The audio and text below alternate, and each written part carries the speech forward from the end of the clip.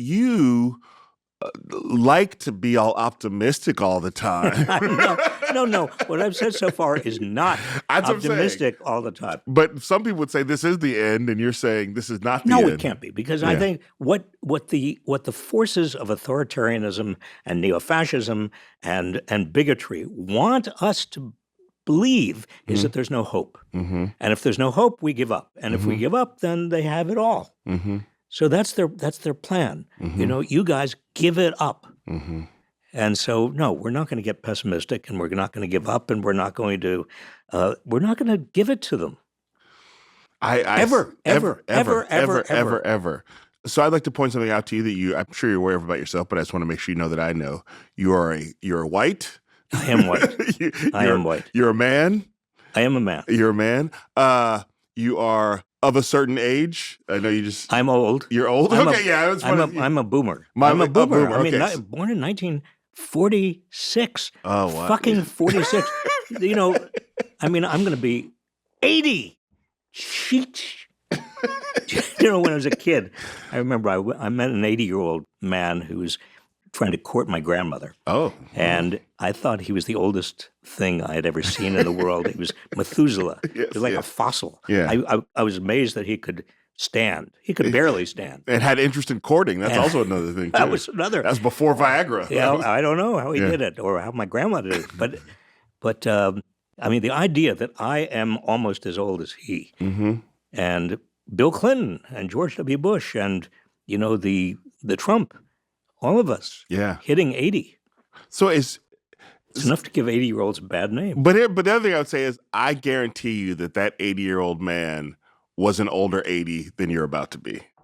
Oh, I was hoping you'd say that. Yes. Good. Oh, good. I said the right thing. Yeah. Because just based on you, who you are. So my mom has you by a few years. She's about to turn 89 this year. Whoa. Yeah, so she's got you by a few years. She's not even a generation they talk about. She's that previous. She's pre-boom. I think they call it the silent generation, or the silent generation. Yeah. Well, no, the silent generation. Yeah, they called it the silent generation, but they also called it the greatest generation. Because the greatest generation went through the Second World War. Okay. So your mom is part of the greatest. I think the silent generation. I think it's that thing where it's kind of like millennials are getting or squeezed out because it's like too close to Gen Z. So I think she's in that probably in the greatest generation. But if you look it up, some people say, well, there's this little sliver. Silence. Yeah. But in the same way that my mom is about to turn 89. And I would say is a really hip with an 89-year-old. Is she? And she says it's because she hangs out with her granddaughters and also hangs out with younger people and sort of that's the key. Yeah. So I still hang out with students. Yeah. My students, they're between 18 and 24. And I fool myself into thinking sometimes when we're all together that I'm one of them. And then I catch a glimpse of myself with them, and I think to myself, who's that little old guy? Who's that old guy hanging out with those young people? With those beautiful young people. So I bring up all your some of your identifiers, not all of them. The white male of a certain age and at a certain level of privilege, that category of human being is not always interested in social justice. So I need more. Why are you so clearly committed in a way that the rest in your group are not always that clearly committed? Well, again, I think the interesting question is why they aren't. Yeah, for sure, because we all went but they're not here right now, so I got to ask you. Yeah, okay. Well, I suppose if I were into self-assessment, which I don't like to do. I know, that's why I'm pushing it. That's why I'm pushing it. You are pushing me. Yeah. Maybe the last conversation we have because I pushed you too far. I would say that a lot of it has to do with the fact that I have always been very short. I was bullied as a kid. I was made fun of. I was ridiculed. The bullies, when I was 6 years old, took me and hung me upside down over the toilet in the boys' room, and threatened to flush me down the toilet. I was at 5 years old.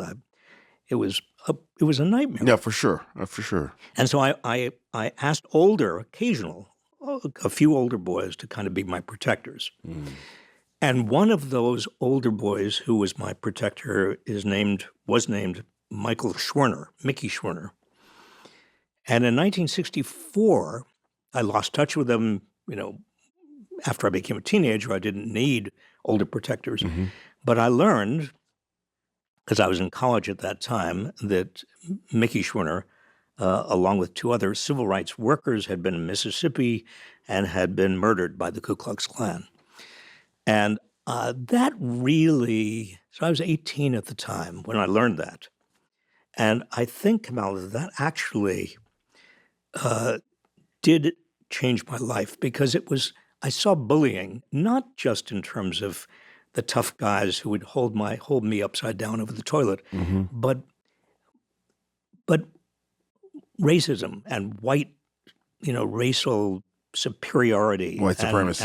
and men bullying women, and employers bullying employees, and the rich bullying the poor. And I saw bullying all Mm-hmm. around. I mean, in terms of, and bullying defined as using your power to exploit and demean and ridicule and hurt, Mm-hmm. and ultimately sometimes even murder the powerless.